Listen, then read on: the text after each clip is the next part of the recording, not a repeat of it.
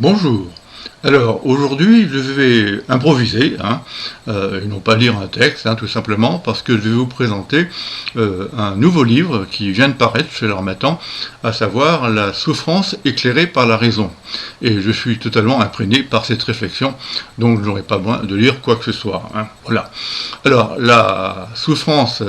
éclairée par la raison vise deux types de souffrance, il faut le savoir. La souffrance psychologique, individuelle, et la souffrance sociale, bien entendu, générée par l'histoire et surtout par le monde contemporain avec le système capitaliste actuel et ses débordements sur l'humain. Bon, alors, s'agissant de ces deux parties, ça fait deux parties de l'ouvrage, auquel j'ai ajouté d'ailleurs une partie sur la souffrance engendrée par la crise écologique actuelle, si vous voulez, qui n'a pas fini d'ailleurs. Alors, simplement, je dirais que d'emblée que pour traiter de chacun de ces deux thèmes, je parlerai d'abord de l'approche philosophique, puis de l'approche scientifique, et dans les deux cas, donc s'agissant par exemple de l'approche psychologique, je parlerai d'abord des sagesses qui ont essayé de mettre fin à la souffrance psychologique individuelle, et je leur opposerai au contraire les sciences humaines contemporaines, et en particulier les sciences tout court d'ailleurs, à savoir la médecine, la psychiatrie ou la psychanalyse, qui font plus que les leçons de sagesse de l'Antiquité. Et pour la souffrance sociale ou la souffrance collective, qui est énorme bien entendu, bon, je montrerai quand même que la philosophie a pu apporter un éclairage, mais qu'il est incomplet et qu'il faut donc compléter tout cela par la prise en compte de ce que les sciences sociales, et en particulier l'approche marxiste de la société, ou marxienne en l'occurrence, peut nous apprendre sur tout cela et comment y remédier. Mais dans tous les cas, c'est bien la raison qui va jouer un rôle d'éclairage, d'explication et de remède éventuel. Alors d'abord la souffrance psychologique individuelle, donc je laisserai de côté les formes banales de la souffrance ordinaire, qui peuvent arriver dans la vie quotidienne, si vous voulez, et auxquelles les êtres humains ont parfois fait appel, auxquels les êtres humains ont parfois fait appel à des choses comme la religion, sans que ça ait beaucoup, bien entendu, d'efficacité réelle, si vous voulez. Alors, il faut quand même savoir que cette souffrance individuelle a été prise en compte par la philosophie antique, dans le cadre de son objectif de sagesse, tout simplement. Il faut penser aux épicuriens, aux stoïciens, et puis ensuite, au niveau des sagesses, il y a aussi quelqu'un qui est bien supérieur, à mon avis, c'est Spinoza, dans son éthique. Mais ce qu'il faut savoir, c'est que dans ce cadre des sagesses, si vous voulez, surtout les sagesses antiques, si vous voulez, la puissance de la philosophie était quand même réduite, si vous voulez, quand on la compare à ce que l'on peut et doit faire désormais à l'aide des sciences humaines. Alors je prendrai simplement un exemple tout banal, face à la souffrance liée à un accident médical, par exemple, ce n'est pas la sagesse stoïcienne qui vous réussira à vous en guérir, bien entendu, ou à vous en consoler en prétendant que ça fait partie des événements qui ne dépendent pas de nous, qu'il faut donc accepter. Il faut donc au contraire, bien entendu, recourir désormais à une approche scientifique fondée sur la médecine, fondée sur la psychiatrie, puis pour la souffrance individuelle fondée sur la psychanalyse, par exemple. Alors pour reprendre simplement la question de la souffrance physique, et le fait que la sagesse philosophique est impuissante, bien entendu, à la résoudre, je me contenterai de rappeler quelque chose qu'on oublie souvent, à savoir la manière dont quelqu'un comme Descartes, dans le discours de la méthode, a pu affirmer d'une manière remarquable pour son temps, et anticipant en quelque sorte sur la suite de réflexions philosophiques, et sur la philosophie des Lumières en particulier, mais pas seulement, Descartes affirmant que la médecine faisait beaucoup mieux pour l'esprit humain à travers l'influence du corps sur lui, que toutes les leçons de sagesse précisément, si vous voulez. Voilà, ça me paraît remarquable. Alors, s'agissant de Spinoza, c'est autre chose, parce que c'est son éthique est un grand travail philosophique, simplement, il reste enfermé, bien entendu, dans une vision, si vous voulez, disons, métaphysique en un sens, même si elle n'est pas créationniste du tout, mais il est dans une vision, disons, métaphysique, et de l'anthropologie humaine, si vous voulez,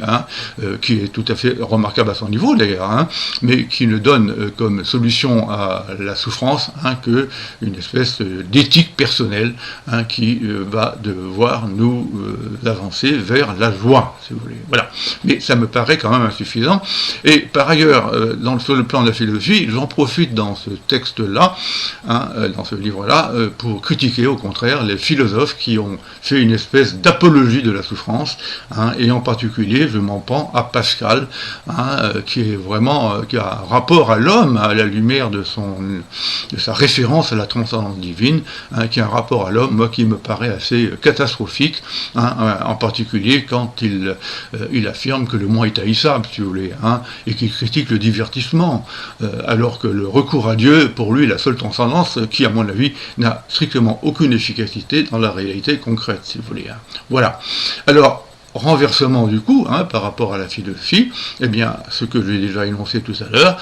il y a bien entendu la médecine pour le corps, mais aussi la psychiatrie et la psychanalyse. La psychanalyse, en particulier, la psychiatrie pour ce qui, dans les souffrances psychiques, relève bien entendu,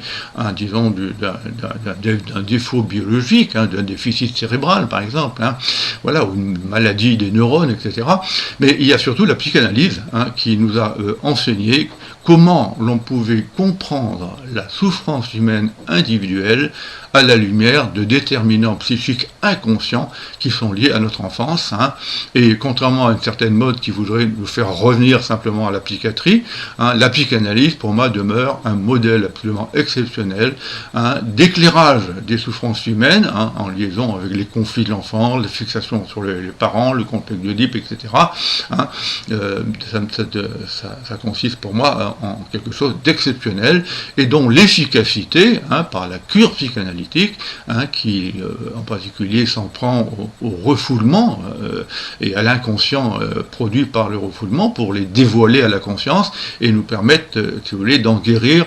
par une prise de conscience salvatrice, si vous voulez. Donc là, il faut savoir que c'est bien la raison scientifique, celle de Freud en particulier, donc ici, qui nous permet d'éclairer l'origine inconsciente de nos souffrances, ce qu'on ne savait pas depuis très longtemps, pendant très longtemps. Il a fallu simplement Nietzsche qui nous éclaire un peu sur l'existence d'un inconscient, mais l'inconscient pathologique, c'est bien entendu Freud qui l'a mis au premier plan et qui nous a permis, par la pratique psychanalytique, d'y porter partiellement remède. Voilà le premier point de mon propos dans ce livre. Alors, le deuxième point est plus compliqué, si je puis dire, puisqu'il s'agit de la souffrance sociale, de la souffrance historique, par exemple, avec les guerres successives qui se sont succédées dans l'histoire, si je puis dire, et qui ont fait des milliers et des millions de morts, si vous voulez, il faut le savoir. Bon, il y a eu les guerres, mais il y a aussi, de manière plus banale, si je puis dire, il y a aussi tout simplement la souffrance engendrée par les rapports sociaux dans les sociétés de classe et en particulier pour nous désormais, dans le capitalisme, tel que Marx l'a analysé, d'une manière tout à fait remarquable, et dans la forme qu'il prend aujourd'hui avec le libéralisme qui se déchaîne un peu partout depuis la fin de l'URSS, si vous voulez. Alors, il faut bien analyser, bien entendu, la manière dont Marx parle de la souffrance sociale, parce que on a tendance à ne voir en lui qu'un penseur des rapports sociaux, de l'exploitation en termes quantitatifs, l'ouvrier ne recevant qu'une part de la valeur qu'il crée, le reste, la plus-value, incombant, si vous voulez, aux propriétaires des moyens de production. Donc ça, ce sont les rapports sociaux qui définissent un champ d'exploitation sociale qui est incontestable, si vous voulez.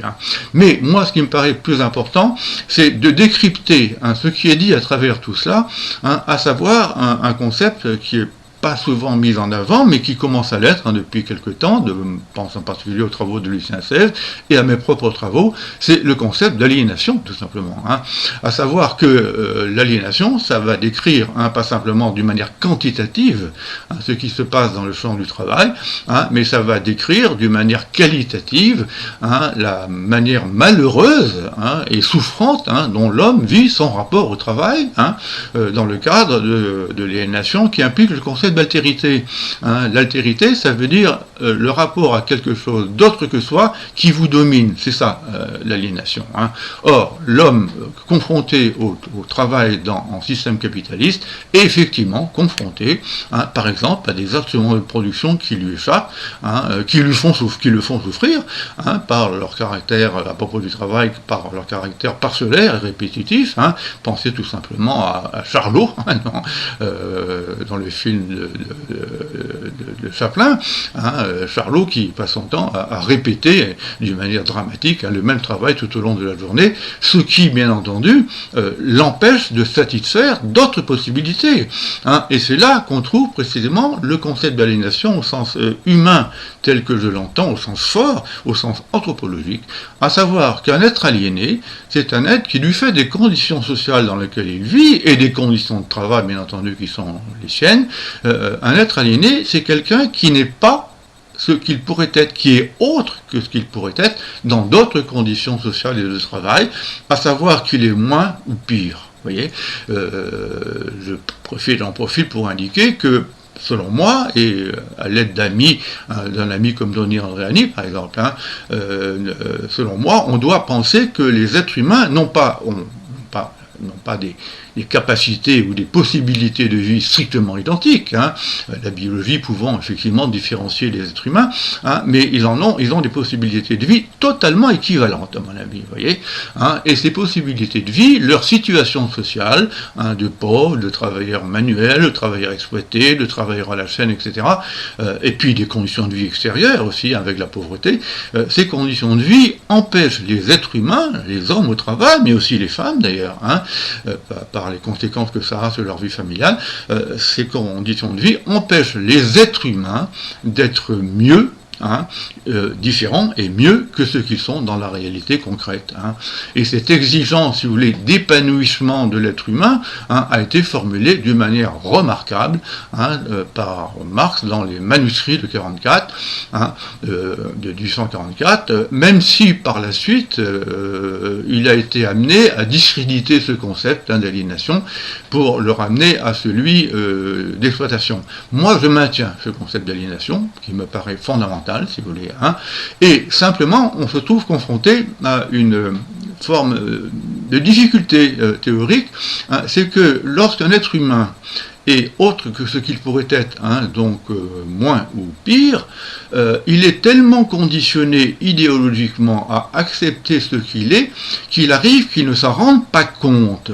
et qu'il adhère du coup, d'une manière idéologique, à la vie qu'il mène, au point que la souffrance qu'il pourrait connaître lui échappe, il ne la vit pas vraiment, et il arrive précisément que des hommes qui sont aliénés ne se sentent pas aliénés et frustrés de possibilités de vie heureuses, meilleures, merveilleuses, intellectuelles, etc., auxquelles ils n'ont pas accès. Du coup, leur malheur, c'est plutôt un manque à jouir, un manque à être heureux qui n'est pas conscient de ce qu'il est. Sauf que, alors, comme exemple que je pourrais donner très vite, c'est l'exemple de Rousseau, lui-même, pas de Marx, mais de Rousseau,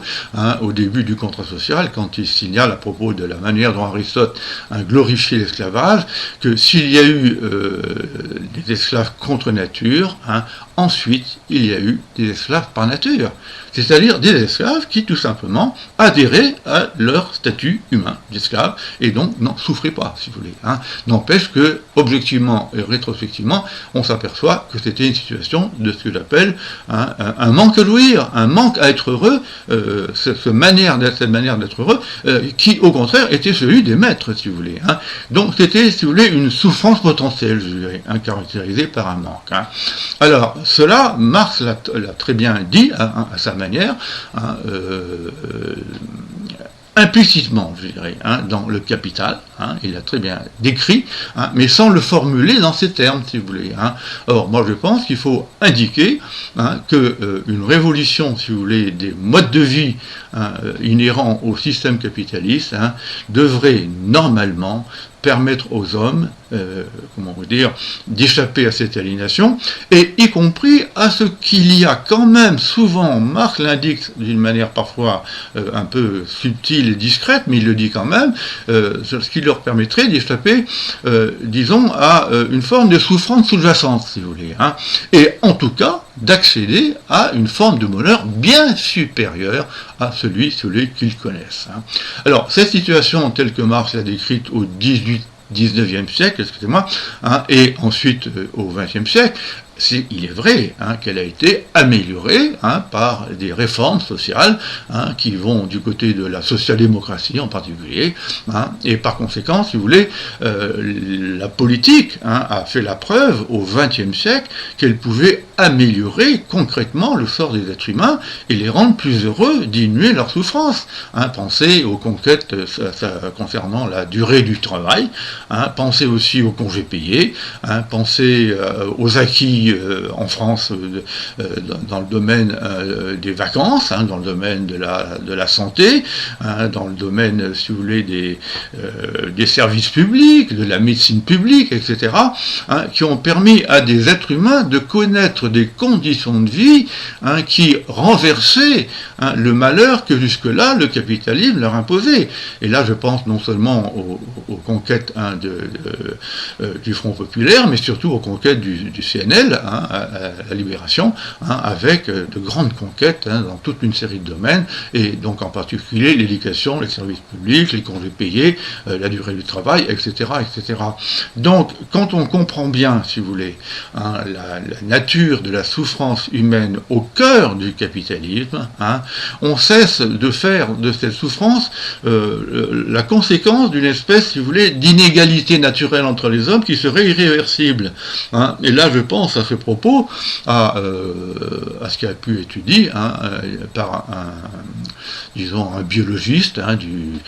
XXe siècle, l'homme c'est inconnu, hein, c'est Alexis Carrel, hein, qui à la fin de l'homme c'est inconnu, il faut savoir qu'Alexis Carrel par ailleurs était pro-nazi, hein, il faut le savoir, mais Alexis Carrel à la fin de son livre hein, prétend qu'il y a une inégalité naturelle considérable entre les hommes, si vous voulez, hein, que l'on ne peut pas y remédier, hein, et que du même coup, si vous voulez, le malheur qu'il a l'air de nier ou de dénier, le malheur que les hommes, disons, au bas de l'échelle sociale connaissent, hein, pour lui n'est pas un véritable malheur, c'est simplement la conséquence de la nature. Hein. Or, tout cela doit être démenti. C'est de la mythification, et de la mystification, bien entendu, hein, idéologique, hein, et la raison scientifique, hein, biologique, mais aussi sociale, peut mettre fin à cette illusion sur les mortifères, hein, qui est répandue par des hommes, si vous voulez, tout à fait lamentables sur le plan humain, si vous voulez. Hein. Alors, par ailleurs, ce qu'il faut ajouter aussi, hein, c'est que la compréhension, si vous voulez, de la souffrance sociale de l'homme au travail hein, a été améliorée dans la dernière période, et j'en parle abondamment, hein, par des nouvelles recherches en matière de sociologie, et la revue Actuelle Mars, à laquelle j'ai participé, et que j'ai fondée d'ailleurs, hein, la revue Actuelle Mars a écrit, hein, a fait paraître plutôt, excusez-moi, des articles tout à fait remarquables hein, sur le nouveau statut, si vous voulez, de l'homme au travail, hein, liées à des analyses concrètes, hein, tout simplement. Alors, il n'y a pas seulement celle de Bourdieu, parce que Bourdieu était surtout sensible aux situations de classement hein, dans la hiérarchie sociale, hein, mais à l'aide d'autres sociologues contemporains, je pense à Desjours, par exemple, hein, qui ont montré à quel point, si vous voulez, et puis aussi à Emmanuel Renaud, hein, qui en a parlé d'une manière tout à fait remarquable, hein, et qui montre à quel point les rapports de travail, y compris au sein des classes moyennes et dans le champ hein, de l'organisation sociale du travail, peuvent, être caractérisés hein, par des rapports hiérarchiques, hein, humiliants, et qui créent des formes de rivalité au sein même de l'espace du travail qui font souffrir les hommes de manière totalement inédite. Hein. Bien, tout cela, il faut le comprendre hein, scientifiquement à l'aide d'une sociologie empirique hein, et non pas se contenter de spéculer sur tout cela. Alors, ça ne veut pas dire, je vous le dis tout de suite, que la philosophie, là, n'ait pas pu jouer un rôle, figurez-vous. Et simplement, je vous rappelle, parce que je l'indique dans mon livre, qu'il y a deux grands penseurs philosophiques du XVIIIe siècle, Rousseau dont j'ai déjà un peu parlé, mais Kant aussi, qui ont su, bien entendu, si vous voulez, prendre en charge la question de la souffrance de l'homme dans la société, dans la civilisation, avec ses inégalités. Alors, je pense en particulier donc à Rousseau et Kant, donc à Rousseau d'abord, vous n'avez qu'à simplement lire le discours sur l'égalité parmi les hommes, où il montre à quel point la civilisation, disons, avec ses inégalités, a pu créer un fossé entre les hommes et les amener à souffrir énormément des conditions de vie qui étaient les leurs, y compris, par exemple, au moment de la monarchie. Mais je pense aussi, et Rousseau a été capable, bien entendu, d'écrire un projet de société républicain dans le contrat social, qui a inspiré la Révolution française, et qui va permettre aux hommes, qui a déjà permis aux hommes, en partie, d'échapper à la souffrance politique, pour le moins, si vous voulez. Parce que le contrat social consiste à permettre à la liberté collective de garantir la liberté de chacun dans le cadre de l'accord avec la liberté des autres, et donc dans le cadre d'une société où la souffrance liée aux inégalités est largement, si vous voulez, diminuée, au moins politiquement, si vous voulez. Et alors, s'agissant de Kant, il faut aussi le savoir, Kant pour moi est un grand penseur, non seulement de la morale, mais aussi de la politique, comment dire, inspirée par la morale. Et ça, on l'oublie souvent, parce qu'il a écrit une philosophie de l'histoire, et un projet de paix perpétuel en particulier, une philosophie de l'histoire qui était marquée par, disons, le rapport en l'homme entre sa sociabilité et son insociabilité, l'insociabilité le faisant souffrir. Mais Kant, à la lumière peut-être d'une croyance divine, mais qui n'est pas vraiment présente, disons, dans le contexte ou dans le texte même de ses analyses, même si c'est présent en arrière, pour Kant, il y avait quand même un progrès possible de l'être humain à travers l'histoire, qui faisait que l'insociabilité, avec tous les conflits malheureux qu'elle peut entraîner entre les hommes, l'insociabilité était progressivement renversée par une forme de sociabilité inspiré par la morale, s'appuyant sur le respect de la personne humaine chez soi-même, mais surtout chez autrui, qui interdit, bien entendu, à la lumière de la morale, de réduire les autres à l'état de moyens pour nos propres fins. Je précise, et je ne sais pas si vous l'avez deviné, mais c'est tout simplement une anticipation par un philosophe moraliste du XVIIIe siècle de l'exploitation de l'homme par l'homme, qui consiste à réduire l'homme à l'état de moyens. Eh bien, Kant, bien entendu, condamne cela par le triomphe donc progressif, et progressif, mais peu à peu, pas à pas, si je puis dire, ça ne se fait pas du jour au lendemain. Donc, il le dit dans sa philosophie de l'histoire, et là, il a proposé lui-même, alors figurez-vous, donc un projet de paix perpétuel qui est assez extraordinaire parce qu'il préconise précisément, au nom de la morale, l'inscription dans les lois de l'État et dans les lois d'une forme mondiale d'organisation des nations, il préconise la paix entre les hommes, donc dans chaque nation, mais aussi entre les nations. Et pour lui, ça relève d'un impératif politique fondamental dont le vrai homme politique, ce qu'il appelle le politique moral, dont le vrai homme politique doit s'inspirer pour le projeter dans une idéologie, si vous voulez, à venir. Et celle-ci, figurez-vous, a fait ses preuves, puisque Kant est, à sa manière, celui qui a anticipé la SDN, la Société des Nations, et après l'ONU. Alors, ça ne veut pas dire qu'on n'a pas connu des guerres effroyables, malgré tout, si vous voulez, mais il y a eu aussi des moments de paix, si vous voulez, donc d'absence de souffrance entre les hommes liés aux guerres, et ça, la philosophie y a joué, bien entendu, un rôle. Donc, ce qui veut dire que dans ce cas-là, la philosophie peut anticiper un état meilleur de la société que la science sociale va ensuite concrétiser en détaillant les causes concrètes de ce malheur et donc de cette souffrance. Je termine simplement, mais je pourrais citer d'autres choses bien entendu, mais je termine tout simplement par l'évocation d'une nouvelle forme de souffrance qui se manifeste depuis,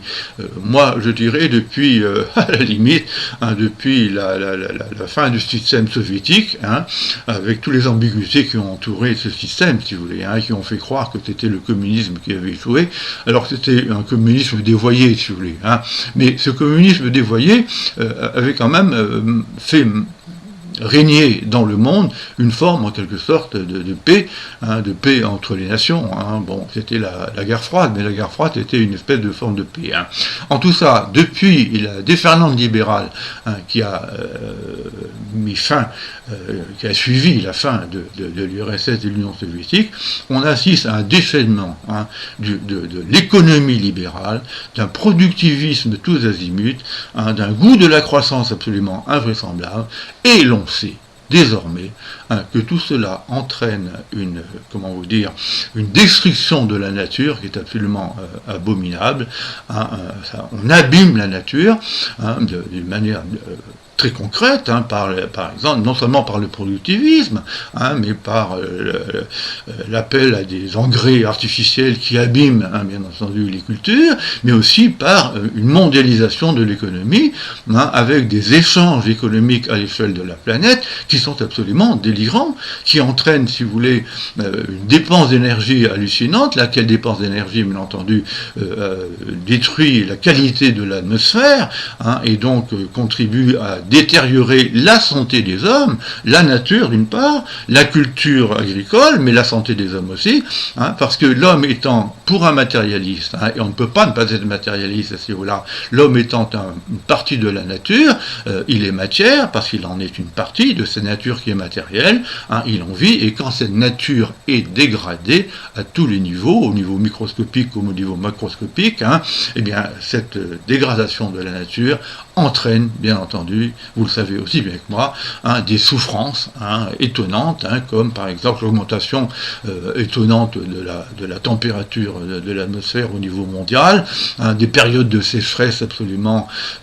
abominables et meurtrières, suivies paradoxalement de périodes d'humidité absolument aussi invraisemblables, etc. Or, tout ça, ça doit se comprendre. Et se comprendre à l'aide de la raison, ça veut dire une chose, à mon avis, importante, c'est-à-dire, ça veut dire ne pas se contenter de méthodes d'atténuation de cette souffrance, disons, écologique ou anti-écologique, comme vous voudrez, à l'aide de comportements, disons, meilleurs, plus modestes dans la consommation, etc. Ce que une partie du courant écologique à la mode met essentiellement en avant, et ce que une partie, alors très mince, du gouvernement actuel ou des gouvernements précédents mettait en avant, donc une amélioration de la consommation, au sens d'une baisse de la consommation. Faites attention. Or, c'est pas là le vrai danger. Le vrai danger, et donc la vraie solution par rapport à ce danger, le vrai danger consiste effectivement dans la mondialisation capitaliste dont je vous ai parlé, donc dans les échanges au niveau de la planète, avec tout ce que ça implique, et donc c'est, comment dire, le capitalisme qui, utilement, il faut avoir le courage de le dire à l'aide d'une raison, cette fois-ci philosophique appuyée sur les sciences, c'est le capitalisme qui est responsable utilement de la crise écologique. Et la formule que j'emploie souvent, c'est de dire que green is red, c'est-à-dire, je transpose en français, green, en anglais ça donne green must be red, et en français ça donne être vert, ça demande que l'on soit rouge, c'est-à-dire sinon communiste au sens strict du terme, en tout cas favorable à un dépassement du capitalisme. Bon, et ce dépassement du capitalisme, on s'apercevra un jour, peut-être trop tard malheureusement, que ce dépassement du capitalisme, il ne peut prendre que la forme du socialisme ou du communisme, avec les exigences morales humanistes que celui-ci inclut, et qui ont pour but ultime, là aussi, d'abolir la souffrance humaine à l'aide de la raison, donc philosophique, mais scientifique,